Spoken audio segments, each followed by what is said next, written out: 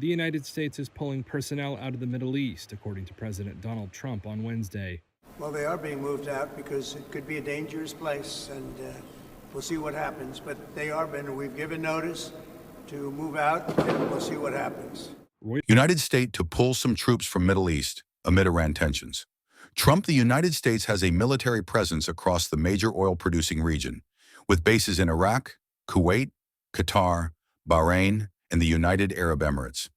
U.S. President Donald Trump said on Wednesday, U.S. personnel were being moved out of the Middle East because it could be a dangerous place, adding that the United States would not allow Iran to have a nuclear weapon. Reuters reported earlier on Wednesday that the U.S. is preparing a partial evacuation of its Iraqi embassy and will allow military dependents to leave locations around the Middle East due to heightened security risks in the region, according to U.S. and Iraqi sources. U.S. President Donald Trump said on Wednesday, U.S. personnel were being moved out of the Middle East because it could be a dangerous place, adding that the United States would not allow Iran to have a nuclear weapon. Reuters reported earlier on Wednesday that the U.S. is preparing a partial evacuation of its Iraqi embassy and will allow military dependents to leave locations around the Middle East due to heightened security risks in the region, according to U.S. and Iraqi sources. The 4 U.S. and 2 Iraqi sources did not say what security risks had prompted the decision, and reports of the potential evacuation pushed up oil prices by more than 4%. A U.S. official said the State Department had authorized voluntary departures from Bahrain and Kuwait. The State Department updated its worldwide travel advisory on Wednesday evening to reflect the latest U.S. posture.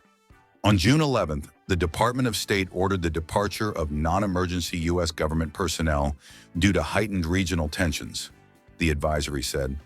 The decision by the U.S. to evacuate some personnel comes at a volatile moment in the region. Trump's efforts to reach a nuclear deal with Iran appear to be deadlocked, and U.S. intelligence indicates that Israel has been making preparations for a strike against Iran's nuclear facilities. They are being moved out because it could be a dangerous place, and we'll see what happens, Trump told reporters. We've given notice to move out. Asked whether anything can be done to lower the temperature in the region, Trump said, "They can't have a nuclear weapon. Very simple. They can't have a nuclear weapon."